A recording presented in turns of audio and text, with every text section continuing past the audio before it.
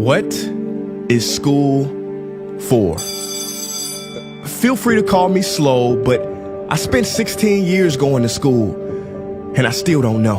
When I finished, I didn't know how to do my own taxes, purchase a home, or apply for a loan. I didn't know a thing about investments, building credit, or getting a job. I graduated at the top of my class, and what did I have? This fancy diploma to sit at home with my mom. But luckily, they did teach me some important skills like factoring trinomials and how mitochondria is the powerhouse of the cell. I'm so happy I remember the Pythagorean theorem, because it helped me a lot. Okay, I'm lying. Let me stop. Because all the stuff they taught me, truthfully, I forgot. Mom, remember when you would ask me, what did you learn in school today? And I would say, nothing much. I wasn't being modest. The truth about it, Mom, is I had already forgotten. And it's not just me. Millions of students sing the same song. How many of you guys avoid eye contact with the teacher to try not to get caught upon? Afraid to raise your hand for fear of being wrong, which proves that school isn't an environment for learning or building up the intellect. It's just a game you play for grades and how many A's you can collect. But I guess what do you expect when the most commonly asked question in class is this gonna be on the test? Is this gonna be on the test? See, if school put learning instead of testing and memorizing as the top standard, then the letter F would not stand for failure. It would stand for find another answer. And if school was really interested in our personal and academic success, students would wake up later, have more freedom, and homework a lot less. And that's not my opinion. This conclusion has been scientifically tested and proven. And any teacher that doesn't believe me, feel free to check my works cited page to inspect. Oh, and I did it in MLA format because I know that's all you will accept.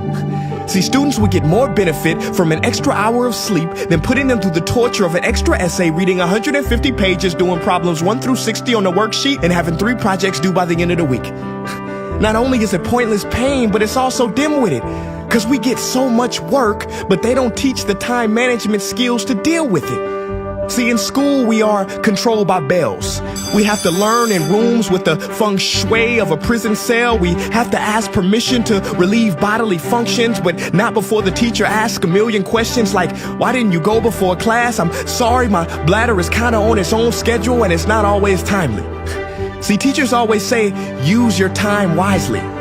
But that never made sense to me. Because these 6 cruel hours of our lives we call school might literally be the worst use of time management ever in history. Think about it. The traditional teaching method is foolish. No, it's useless, multiplied by the square root of stupid. What they do is they cram information in your head, force feeding you, and then you throw it up on the test. That's not education. That's bulimia. And the more bulimic you are, the better you will do on their assessments. So it's no wonder why so many students graduate mentally and emotionally anorexic. See, school teaches you how to memorize dots. True education should teach you how to connect them. True education teaches you how to catch a fish. School teaches you, yeah, you caught the fish, but you didn't show your work, so it doesn't count. Throw it back. I'm just asking, what is school for? It's not education. That's just not true. If you still think that, you might be sniffing glue. See, the word education comes from the Latin root educe, meaning bring out, i.e. bring the gifts out of a person and make them viable. But school doesn't bring out much. It just stuffs more facts inside of you. Now some of that stuff is justifiable. We need reading, writing, and some arithmetic. That's fair. But are you telling me metamorphic and igneous rocks are more important than self-care? If suicide is the 3rd leading cause of death of ages 10 to 24, and Harvard studies suggest the biggest predictor for success is self-control and emotional health, then why the heck aren't we taught how to handle stress, bullies, or rejection? How about anxiety or depression? You know, skills we need for our entire lives. Bro, I don't even know how to cook. I'm honestly surprised I'm still alive. But hey, at least I can name all the battles that happened in the Civil War. Seriously, what is school for? Some say you need it to be successful, and that's something we do not doubt. But do you own a MacBook or iPhone? Did you know they both were created by a dropout? Are you watching this video on Facebook or YouTube? Doesn't matter which you choose. They both were created by dropouts. Ever use Snapchat, WhatsApp, shopped at Whole Foods? Well, thank a dropout. Does your home furniture come from IKEA? Okay, don't get the wrong idea. He was not a dropout. Don't be a fool. I mean, how could he drop out? Ingvar Kamprad, founder of IKEA, never even went to school. I know what you're thinking. He's just picking and choosing. There's millions who didn't go to school that aren't successful. Who is he fooling? And you're right.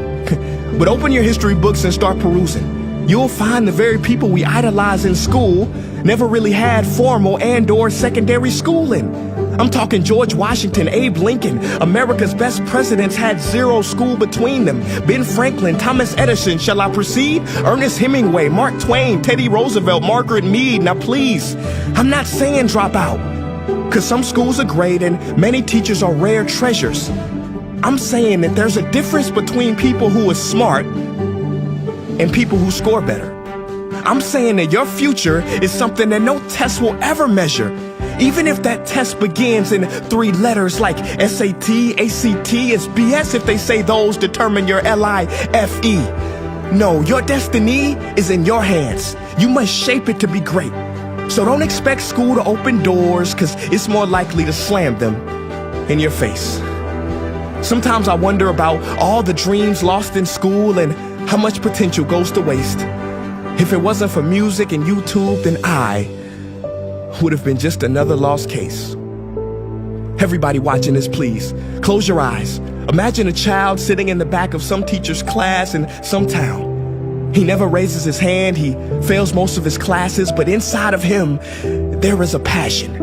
And if nurtured and brought out, will lead him to discover the cure for cancer. But you see, I'm afraid that that child's gift will never come out. He will never win the Nobel Prize award because in class he was ignored and his worth was judged only by his scores. So teachers, principals, parents, advisors, and students, I ask one more time, what is school for?